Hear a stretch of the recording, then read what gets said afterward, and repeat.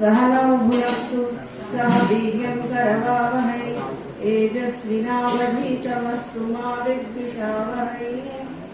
ओम शांति शांति शांति। गुरु ब्रह्मा गुरु विष्णु गुरुर्देवो महेश्वरः गुरु साक्षात् परब्रह्म तस्मै श्री गुरवे नमः। समस्त जन कल्याणे निरतं करुणामयं नमामि चिन्मयं देवं सद्गुरुं ब्रह्म विद्वरं। हरि ओम श्री गुरुभ्यो नमः। हरि ओम। ఇక్కడ సమ్మేళితమైనటువంటి సర్వ భగవద్భక్తులకి హరి ఓం నమస్కారం. జై శ్రీరామ్. చాలా బాగుంది వింటుంటే జై శ్రీరామ్ జై శ్రీరామ్ కదా. ఎన్ని సంవత్సరాలు ఎన్ని ఏళ్ల తర్వాత హ్యాపీగా చెప్పుకోగలుగుతున్నాం జై శ్రీరామ్. అలాగే మన భారతీయ సంస్కృతిలో బలహీనతలు వచ్చి చేరుతున్నాయి. ఎందుకు? ఇది ఆలోచించాల్సినటువంటి విషయం. ఇక్కడ చాలా సంస్థలు సమ్మేళితమై ఉన్నాయని నేను భావిస్తున్నాను. వాళ్ళందరూ కూడా మనం ఒక విషయం సామాన్యమే కదా, పొద్దున్నే లేస్తాము రాత్రి పడుకుంటాము, అవునా? ఇది కామనా? అందరికీ సామాన్యమేనా? చెప్పండి, అందరూ చేస్తామా? రోజు చేస్తాం. అది కాకుండా మనం ఆచరించవలసినటువంటివి కొన్ని ఉన్నాయి. అవి మనం వదిలేస్తున్నాము కాబట్టే బలహీనంగా అవుతున్నాం. సమాజం బలవత్తరంగా అవ్వాలా బలహీనంగా అవ్వాలా? చెప్పండి, గట్టిగా చెప్పాలి. కానీ ఇప్పుడు ఎలా ఉంది కదా? సత్యాన్ని మనం అంగీకరించాలి. సత్యం ఏమిటి? బలహీనంగానే ఉంది. పిల్లలు చదువుకోమంటే ఏడుస్తున్నారు, ఉద్యోగులు ఉద్యోగం చేయమంటే ఏడుస్తున్నారు. అందరూ ఏడుపులే. ఏది చేయాలనే అన్ని కష్టమే, దానివల్ల వచ్చేది నష్టమే. కష్టపడుతూ చేసేది కూలి, ఇష్టపడితే వచ్చేది జ్ఞానం అని స్వామి చిన్మయానంద వారు చెప్తారు. ఇష్టపడి చేస్తున్నామా? లేదు. అన్ని కష్టం. అంటే కష్టం లేదు. కష్టం ఎవరు చేస్తున్నారు? రైతు చేస్తున్నాడు కష్టం, కాయ కష్టం. మనం ఎవరం ఊరికి కూర్చుని తింటున్నాం అంతే, అవునా కాదండి? సో శారీరకంగా ఎవరైతే కష్టపడుతున్నారో వారు కష్టపడుతున్నారు. కానీ మిగతా వాళ్ళందరూ ఇప్పుడు బటన్ నొక్కితే అన్ని పనులు అయిపోతున్నాయి కదా. సో మన కష్టం నిజంగా ఏమీ లేదు. అలాంటప్పుడు మనం చేసే పనిని ఇష్టంగా చేస్తే ఎంతో శక్తిని పొందగలుగుతాం. సామాన్యంగా అందరూ ఏమనుకుంటున్నారు? సాయంత్రానికి బోల్డంత పని చేసి అలసిపోయామండి మాతాజీ, సాయంత్రం మేము అలసిపోయాం మాతాజీ అంటారు. ఆ పిల్లలు కూడా బస్తాలు మోసినట్టు మోసేసి చదివి సాయంత్రానికి ఇలా డీల పడుతుంటారు. అంటే వాళ్ళ జ్ఞానాన్ని కూడా పొందలేదు అని అర్థం. జ్ఞానము ఆవిష్కరించిన వాళ్ళు గొప్ప గొప్ప శాస్త్రవేత్తలు కదా, వాళ్ళు కనిపెట్టినప్పుడు నేను ఈరోజు ఇది కనిపెట్టాను అని శక్తి విహీనులు అయ్యారా శక్తివంతం అయ్యారా? గట్టిగా చెప్పాలి కదా. నేను కనుక్కున్నాను అన్నారా? ఈరోజు కనుక్కున్నాను అన్నారా? నేర్చుకునే వాళ్ళు ఎలా ఉండాలి? అలాగే భారతీయ సంస్కృతిలో ప్రతినిత్యం నిత్య నూతనంగా నేర్చుకుంటూ ఉండడం అనేది మన ధర్మం. ఈ రోజుకి వచ్చింది రేపేం నేర్చుకున్నాం, ఈ రోజుకి వచ్చింది రేపేం నేర్చుకున్నాం. ఆదిశంకరాచార్యులు సాధనా పంచకంలో ప్రప్రథమంగా చెప్పింది అది. వేదో నిత్యమధీయతాం, ప్రతిరోజు కొత్త విషయం నేర్చుకోండి.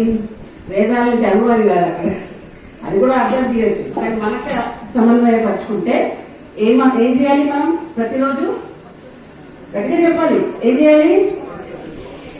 ప్రతిరోజు కొత్త విషయాలు నేర్చుకోవాలి. అన్ని విషయాలు నేర్చుకున్న ఈ ప్రపంచంలో ఇంకా చాలా విషయాలు ఉంటాయి. మన వేదాల్లో 64 శాస్త్రాలు ఉన్నాయి. మనకి ఒక్క శాస్త్రము రాదే. కనీసం మనం జీవిత శాస్త్రాన్నైనా నేర్చుకోవాలి. ఆనందంగా ఎలా జీవించాలి? సో ఒక సూత్రాన్ని నేర్చుకుందామా ఈరోజు? పని చేస్తే శక్తి వస్తుంది. గట్టిగా చెప్పండి. ఇంకొకసారి గట్టిగా చెప్పాలి. ఎందుకంటే లోపల పని చేస్తే అలసిపోతాం అని చాలా గట్టిగా పట్టుకుని దాన్ని వదిలించుకోవాలి. పని చేస్తే ఇదే మహాత్ములందరూ జీవిస్తారండి. మనకి 24 గంటలు, వాళ్ళకి 24 గంటలే కదా. వారు మనకన్నా ఎక్కువ పని ఎలా చేయగలుగుతున్నారు? వాళ్ళు నేను పని చేస్తున్నాననే భావం లేదు వారికి. నేను భగవంతుని సేవ చేస్తున్నాను అనుకుంటాను.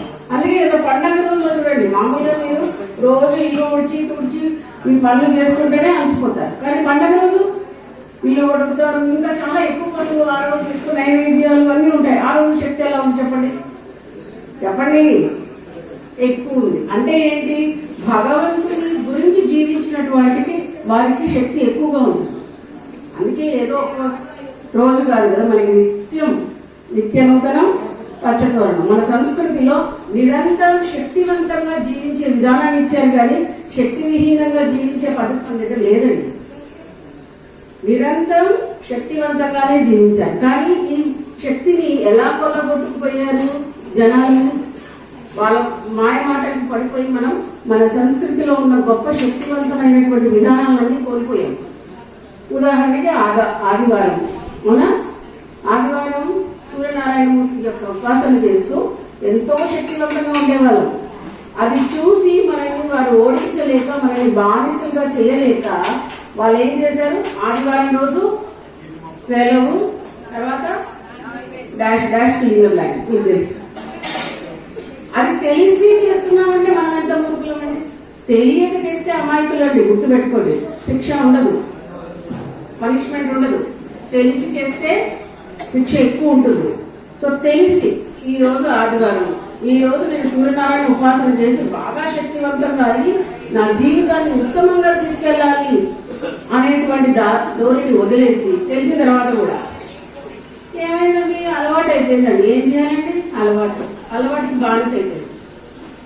సో బానిసగా జీవిస్తారా, లేకపోతే మీ జీవితాల్లో మీరు రాజుగా జీవిస్తారా చెప్పండి. ఏమో కనిపించాలనుకున్నారు చెప్పడం, నేను అనగానే చెప్పడం చాలా తెలియదా, కానీ దాన్ని ఈ క్షణం నుంచి జీవించడం అనేది చాలా ముఖ్యం. మన జీవితంలో మనం ఉత్తమంగా ఎదగాలని భగవంతుడు ఇంతమంది అవతారాలని, ఇంతమంది మనుషుల్ని మన దగ్గరికి పంపించి పంపించి పంపించి మళ్ళీ మేల్కొల్పుతున్నారు. అయినా కూడా మనం ఇంకా అలాగే ఉంటున్నాం. ఇప్పటికైనా మేల్కోకపోతే ఏమవుతుందో అది మీకు వచ్చే భక్తులు చెప్తారు. ఇలాగే నిద్రపోతే మన పరిస్థితి ఏమవుతుంది అనేది వారు చూపిస్తారు మీకు. రియల్ పిక్చర్ అంటారు దాన్ని, యథార్థ దృష్టి ఇస్తారు మీకు. ఇప్పుడు కూడా మనం మేల్కొని మన సంస్కృతిని సాంప్రదాయాన్ని అర్థం చేసుకోకపోతే ఏమవుతుంది మన జీవితం. మనం అందరం పొద్దునే లేచి రాత్రి పడుకోవాలి కదండి. ఎన్నింటికి పడుకుంటున్నాం చెప్పండి, చెప్పండి, ఎన్నింటికి పడుకుంటున్నాం? నేను ఎందుకు అడుగుతున్నానంటే, ఇది మనమేది యజ్ఞదాచరతి శ్రేష్ఠ తత్తదేవేతరో జన సయత్ ప్రమాణం కృతే లోకస్తదరు వర్తతే భగవద్గీతలో చెప్పారు. శ్రేష్ఠులు దేన్ని ఆచరిస్తే ఇతరులు కూడా దాన్ని ఆచరించి అదే విధంగా నడుచుకుంటారు. ఇప్పుడు మనకి మెడికల్ సైన్స్ ఏం చెప్తుంది, రాత్రి 8 తర్వాత మన బ్రెయిన్ 24% పనిచేస్తుంది. అందులోనూ ఎదిగేటువంటి పిల్లల్లో హ్యాపీ హార్మోన్స్, గట్టి చెప్తారు ఏమంటారు అది, ఇంకొకసారి హ్యాపీ హార్మోన్స్ అంటే ఆ బ్రెయిన్ సిక్రీట్ చేసే అటువంటి ఎంజైమ్స్ చదువుకోవడానికి చాలా ఉపయోగపడుతుంది. అది చదువుకునే పిల్లలకి చాలా ఉపయోగం అన్నమాట. అది నిద్రపోకపోతే, అది సిక్రీట్ కాకపోవడం వల్ల వాళ్ళు చదువుకోవడం అనేది చాలా కష్టంగా చేయాలి, ఈజీగా అవ్వట్లేదు. ఇప్పుడు మనం తిండిలో ఎక్కువ పిండి పదార్థం ఉంటే ఏమవుతుందో మనందరికీ తెలుసు, మలబద్ధకం చేస్తుంది. పీచు పదార్థం ఉండాలి. అదే విధంగా ఈజీగా మనం జీవించే విధానం ఉంటుంది, కష్టంగా చేసే విధానం ఉంటుంది. మనం కష్టపడి నష్టపోదామా, ఇష్టపడి ఉత్తమంగా ఎదుగుదామా మన చేతిలో ఉంది. మన ఋషులు దీంట్లో వేల సంవత్సరాలు దీని మీద పరిశోధనలు చేసి మనకు అందించినటువంటి సంస్కృతి అండి. ఏదో ఓవర్ నైట్ నిన్న కనుక ఈ రోజు చెప్పే విషయం కాదు. టైం టెస్టెడ్ అంటారు పూజ గురుదేవుడు. సమయం దీన్ని అధిగమించలేదు. మీరు ఇప్పుడు మన కరోనాలో ఏమైంది, అందరం చూసుకున్నామా, ఇళ్లలో డోర్లు వేసుకొని కూర్చున్నామా? ఎందుకు కూర్చోవాల్సి వచ్చింది? మనము ప్రకృతికి వ్యతిరేకంగా వెళ్ళాం, అమ్మవారిని వ్యతిరేకించాం. ఇప్పుడు కూడా అదే చేస్తున్నాం. లేట్ నైట్ గా మేల్కొని 6 తర్వాత మేల్కుంటే బ్రెయిన్ లో కొన్ని భాగాలు పని చేయడం మానేస్తాయండి, డాక్టర్లు చెప్తున్నారు. అందుకే పొద్దున్నే లేవాలి, తొందరగా పడుకోవాలి. చదువుకునే పిల్లలు మనందరం కూడా ఆరోగ్యం చాలా బాగుంటుంది. మరి ఇలాంటి మౌలికమైన పొద్దున లేవడము పడుకోవడమే మనం మానేసి ధ్వంసం చేసుకుంటే మన జీవితం ఏమవుతుంది? అందుకే శక్తి లేకుండా అయిపోతుంది. సో ఒకసారి ఒకటి చెప్తాడు, 1 dose at a time. ఓకేనా? సో పట్టిద్దామా? ఏం చేద్దాం? త్వరగా పడుకుని త్వరగా లేదు. ఓకేనా? నేను చెప్పడం లేదు, దయచేసి మీరు ఈ విషయాలు పాటించకపోతే మీ జీవితాన్ని మీరే నాశనం చేసుకున్న వారు అవుతారు. దయచేసి అలా అవ్వద్దండి. శక్తివంతులు అవ్వాలంటే కొన్ని మౌలికమైన విషయాలు ఉన్నాయి. ఎప్పుడు మన మనోభావాలని ఉత్తమంగా పెట్టుకోవాలి, అద్భుతంగా పెట్టుకోవాలి. అనవసరమైన రుచి ఆలోచనలు మన దరిదాపులోకి రానివ్వదు. కానీ వస్తున్నాయి కదా మాతాజీ అంటే ఎందుకు అంటే దానికి ఇంకొక కారణం ఏం చెప్తున్నారు తెలుసా అంటే ఇంబ్యాలెన్స్ ఆఫ్ మైండ్ అంటారు. దానికి కారణం ఏం చెప్తున్నారు తెలుసా? మన ఆలోచన విధానం. మన ఆలోచన విధానం ఏ విధంగా కంట్రోల్ అవుతుంది? మనం పెట్టుకునేటువంటి బొట్టు కట్టు వల్ల కంట్రోల్ అవుతుంది. తెలుసా మీకు అసలు? ఇక్కడ బొట్టు పెట్టుకుంటాం కదండి, పెట్టుకుంటామా? ఎందుకు పెట్టుకుంటున్నాం చెప్పండి, చెప్పాలి. బొట్టు పెట్టుకుంటున్నాం, ఇదే అలంకరణ కాదు. ఎవరైనా చెప్పగలరా అసలు ఎందుకు బొట్టు పెట్టుకోవాలి? సహస్రార చక్రం ఇక్కడ ఉంటుందండి. ఇది ఆజ్ఞా చక్రం. ఆజ్ఞా చక్రం యాక్టివేట్ అవుతుంది. సరే, చక్రాలు అంటే చాలా కష్టం ఉంది, అవన్నీ తెలుసుకోవడం చాలా కష్టం. నేను అడిగేది అసలు ఎందుకు పెట్టుకోవాలి? ఇప్పుడు ఆజ్ఞా చక్రము, కుండలిని జాగ్రత్త అవన్నీ వాటికి ఎవరు సాధన చేయట్లేదండి. పోనీ అట్లీస్ట్ చెప్పండి. జ్ఞాననేత్రం ఉంటుంది కాబట్టి జ్ఞాననేత్రం ఇంత ఇప్పుడు మీరు పిల్లలు వెతకండి, వాళ్ళు ఎవరైనా ముద్దులో కనిపిస్తుందా? మైక్రోస్కోప్ తో వెతకాలి బొట్ట ఎక్కడుందో. ఆజ్ఞా చక్రం అంత చిన్నగా ఉంటుందండి, ఇంత చిన్నగా. పూర్వం గుర్తున్నాయా? అమ్మ వాళ్ళందరూ ఇంత పెద్ద బొట్టు పెట్టుకున్నారు అంటే అక్కడ జ్ఞాననేత్రం అక్కడ అనుకుంటుంది, కరెక్ట్. కానీ దీనికన్నా ఇంకా ఎక్కువ ఆలోచనలు పిట్యూటరీ గ్లాండ్ అని ఒక గ్లాండ్ ఉంటుంది బ్రెయిన్ లో. ఆ గ్లాండ్ కంట్రోల్ చేస్తుంది. ఆ గ్లాండ్ ఎలా పనిచేయాలనేది మన ఋషులు కనిపెట్టారండి. 4 మంగళ ద్రవ్యాలు కనిపెట్టారు: చందనము, కుంకుమ, విభూతి, సింధూరం. ఈ 4 ఒక్కొక్కటి ఒక్కొక్క ప్రయోజనాన్ని ఇస్తాయి. చందనం పెట్టుకుంటే మనసు ప్రశాంతంగా కూల్గా ఉంటుంది. ఆడవాళ్ళు ఎందుకు కుంకుమ ధరించాలి? దానివల్ల శక్తి వస్తుంది. అందుకే పూర్వము యుద్ధానికి వెళ్ళేటప్పుడు వీర తిలకం పెట్టేవారు. అంటే ఎవరైనా చంపాలన్నా చావాలన్నా అంత శక్తి వస్తుంది. వీర తిలకం అనేవారు కదా, అందుకని ఎర్రగా ఉంటుంది.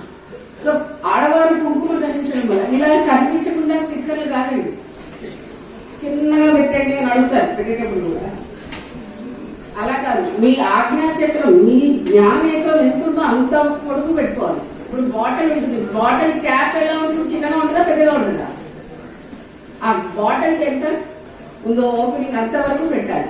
అదే విధంగా మన ఆజ్ఞా చక్రం మీద బొట్టు పెడితే ఆ శక్తిని ఇస్తుంది కుంకుమ. తర్వాత విభూతి చెడు ఆలోచనలు రానివ్వకుండా మనని రక్షిస్తుంది. సింధూరం త్యాగత్వాన్ని పెంచడానికి ఉపయోగపడతాయి. ఇలా ఒక్క చిన్న విషయమే, ఇది కూడా మనకు తెలియదు. ఎందుకు పెట్టుకోవాలి బొట్టు చెప్పండి? సశాస్త్రీయమైన కారణం ఏంటి చెప్పండి, గట్టిగా చెప్పండి. మన మనస్సుని బ్యాలెన్స్ లో ఉంచుతుంది, మనస్సుని నియమిస్తుంది. సో బొట్టు అంటే ఏదో మనం డెకరేషన్ కాదండి, దయచేసి గుర్తుపెట్టుకోండి. ఇలా మనం చిన్న చిన్నవే మనకు తెలియదు. ఉదాహరణకి కల్లాపు ఎందుకు చదువుతారు? కల్లాపు ఇవ్వలేదు, చల్లట్లేదు, అన్ని సిమెంట్. కల్లాపు చల్లితే ఇంట్లోకి క్రిములు కీటకాలు పోతాయి, తెలుసు విషయం, కానీ మనం పాటించాం. సో ఇలా మన జీవిత విధానాన్ని మనమే నష్టం చేసుకుంటూ మనమే రోగగ్రస్తులైపోయి బలహీనంగా జీవిద్దామా, ఉత్తమంగా సరైన జీవిత విధానాన్ని తెలుసుకుని మార్చుకున్నామా? చెప్పండి, మార్చుకుంటారా? చూస్తారు వచ్చేసరికి బొట్టు సైకిల్ జరగాలి. జరుగుతాయా? అంటే మీ ఆజ్ఞా చేయడం ఎంతుందో అంతా పెట్టుకోండి. దానికి సగం పెట్టుకుంటే మన మానసిక శక్తి అంతా వెళ్ళిపోతుంది. అలాగే మన జీవితంలో మనం ప్రతిరోజు పాటించాల్సిన ముఖ్యమైన విషయం ఏంటి అంటే భగవంతుడి తలంపు. తలుస్తున్నామా? ఇందాక చెప్పారు కదా, కష్టాలు అడిగారు కుంతీదేవి, అప్పుడే తలుస్తున్నామా లేకపోతే ప్రతినిత్యం తలుద్దామా? చెప్పండి. సో మీరు ఒకటి గుర్తుపెట్టుకోండి, పొద్దున్నే లేచిన వెంటనే అమ్మవారిని, మీ ఇష్ట దైవాన్ని, కుల దైవాన్ని తలుచుకుంటే మీ జీవితం అద్భుతంగా ఉంటుంది. వీరిని కలవకుండా మీరు జీవిస్తే అది భగవద్గీతలో కూడా అది మోసం అంటారు. శ్రీకృష్ణుడు ఏమంటారు, నువ్వు నీ గురించి మాత్రమే ఆలోచిస్తే నువ్వు జీవిస్తే తిన్నా కూడా అప్పుడు నువ్వు దొంగలించి తిన్నట్టు అని అంటారు భగవద్గీత. కాబట్టి ఏం చేద్దాం చెప్పండి గట్టిగా, ఏం చేద్దాం? పొద్దున లేవగానే ఎవరిని తలుచుకోవాలి? గట్టిగా చెప్పాలి, నాకు కొద్దిగా చూపించండి, గట్టిగా చెప్పాలి. ఎలాగా? మాకు స్తోత్రాలు, సంస్కృతం ఇవన్నీ రావండి, రాకపోతే పర్వాలేదు, నామం ఒకటే అయినా ఉంది. అమ్మవారు అయితే శ్రీమాత్రే నమః, ఇక్కడ బాబా గారు ఉన్నారు, ఓం సాయి, శ్రీ సాయి, జయ జయ సాయి, మీ ఇష్టమే. ఒక్క నామాన్ని పొద్దున్నే లేచి రోజంతా తలుచుకుంటే ఎంత శక్తి లభిస్తుందంటే అంత శక్తి లభిస్తుంది. చేద్దామా ఇప్పటి నుంచి? ఏం చేద్దాం? పొద్దున్న ఎవరిగానే ఎవరు తలుచుకుందాం? దైవాన్ని తలుచుకుందాం. ఈ విధంగా మీరు కనుక కొన్ని చిన్న మార్పులు, ఇంకా చాలా పెద్దవి చెప్తారు ఏమేమి పెద్ద పెద్దవి ఏం చేయాలి, కానీ ఈ చిన్నవి మీరు కనుక మార్చుకుంటే మీ ఆలోచన విధానాన్ని అద్భుతంగా మారి మీరు జీవితంలో గొప్పవారు ఎవరు ఆపలేరండి.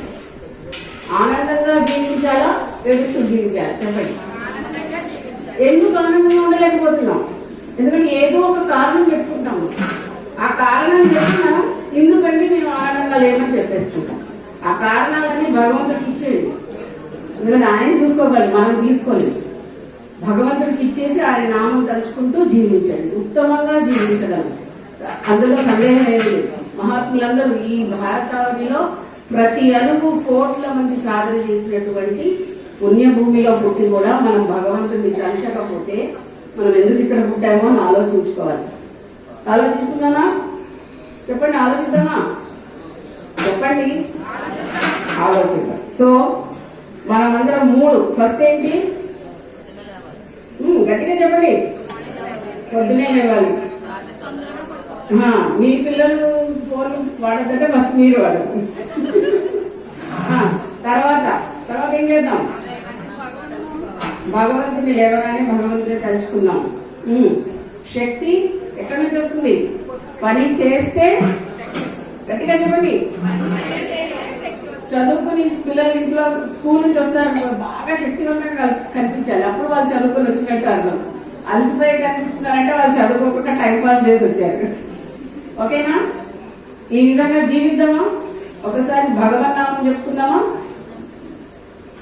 శ్రీరామ్ జయ రామ్ జయ జయ రామ్, శ్రీరామ్ జయ రామ్ జయ జయ రామ్, జయ రామ్ జయ జయ రామ్, శ్రీరామ్ జయ రామ్ జయ జయ రామ్, శ్రీరామ్ జయ రామ్ జయ జయ రామ్, శ్రీరామ్ జయ రామ్ జయ జయ రామ్, శ్రీరామ్ జయ రామ్ జయ జయ రామ్, శ్రీరామ్ జయ రామ్ జయ జయ రామ్, శ్రీరామ్ జయ రామ్ జయ జయ రామ్, శ్రీరామ్ జయ రామ్ జయ జయ రామ్,